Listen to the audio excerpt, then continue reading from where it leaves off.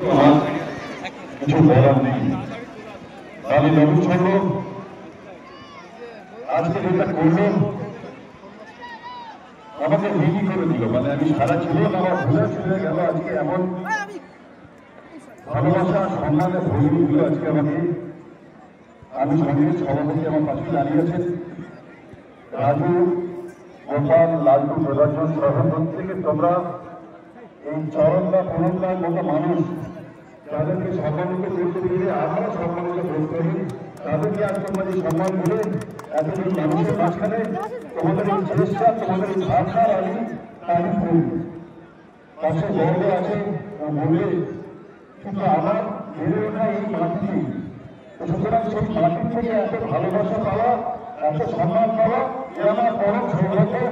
এবং আমি বলছি এই দিন আমি যখন যখন সুযোগ পাবো তখনই এই দিন শোধ করার জন্য আমি পরিবার থাকবো বলা দিয়ে গেলাম।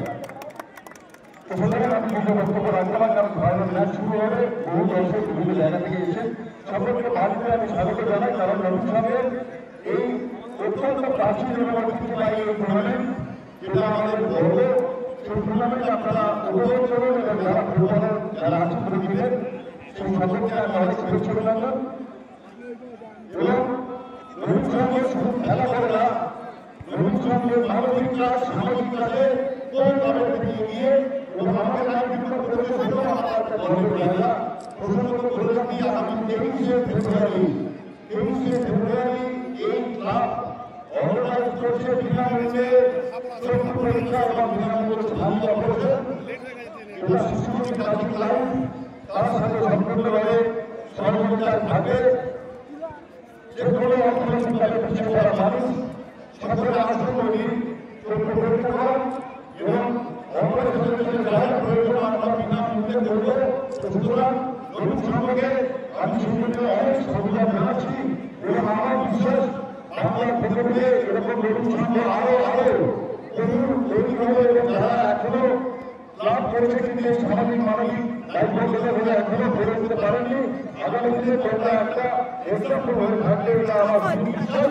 এবং এইভাবে এগিয়ে গেলে বাংলার সংস্কৃতি, বাংলার কৃষ্টি, বাংলার শিক্ষা, বাংলার ঐতিহ্য সেটা বাংলাকে তোমাদের হাত ধরে আমরা এগিয়ে নিয়ে চেষ্টা করছি। এই বাংলাকে ধরে রাখতে হবে এবং বাংলার মধ্যে ফুটবল আপনারা উপভোগ করুন। এটা বাঙালি, এটা ফুটবল। ধন্যবাদ। ধন্যবাদ মাননীয় বিধায়ক ডক্টর রানা সাদার জিকে। এবার আমরা বিচার কথা বলার জন্য অনুরোধ করছি বাংলাদেশকে মাননীয় গর্গ চ্যাটার্জি। আজকে বাইক কমিশন 99তম বছরে আসছে, ঠিক আছে, 99তম বছর। এবং এটা এমন একটা মাটিতে এই বাড়ি, এমন একটা মাটিতে এই বাড়ি যখন বাংলা সারা ভারত জয় করে ফিরেছে, সেই পরিপ্রেক্ষিতে সংগঠন করেছে। সারা ভারতে একটা টিমে যা বাংলার 11খানা ছেলেকে আটকাতে পেরেছে, আমরা চ্যাম্পিয়ন হয়েছি। এবং তারা কিন্তু এই বাড়ি নবীন সঙ্গের মাঠের মতো বাংলার নানা মাঠ থেকে উঠে এসেছে, ঠিক আছে। আজকে দুরকম কিন্তু ফুটবল প্রেমী হয়, যারা ফুটবল খেলা শুধু দেখে আর যারা ফুটবল দেখে এবং নিজের পাড়াতে যাদের ফুটবল খেলা হয় সেটাও দেখে। দুরকম হয়, নিজের পাড়াতে ফুটবল খেলা হচ্ছে কিনা এটা যারা দেখে তাদের জন্যই কিন্তু রচিত হয়েছে গান সব খেলা সেরা বাঙালির দুই ফুটবল। শুধু ফুটবল দর্শকদের জন্য নয়, ফুটবল খেলোয়াড়দের জন্য, ফুটবল কর্মকর্তাদের জন্য, সেই স্পিরিটের জন্য যে কারণে এই বাড়ির নবীন সঙ্গে ক্লাব ঘরের পাশে শহরের পাশে স্মৃতি যে ফুটবল রয়েছে সেই স্পিরিটের জন্য, তাই না? ওইটা ছাড়া কি নাইজেরিয়া, কি পশ্চিমবঙ্গ, কি বাংলাদেশ, কি নেপাল সব ভিডিও করে চোখে দেখতে পারে। কিন্তু মাঠে মাঠে এলাকায় এলাকায় ফুটবলার তৈরি, ফুটবল কেন্দ্রিক গল্প তৈরি, এখানে প্রদান করতে পারে। এবং একই সঙ্গে একটু আগে রানাঘাটে যেরকম ভাবে একটা ইলিশ মাছ দেওয়া হলো, এবারে বড় চিংড়ি দেওয়া হলো, বিরাট বড়, এই ঐতিহ্য কিন্তু রাখতে হবে।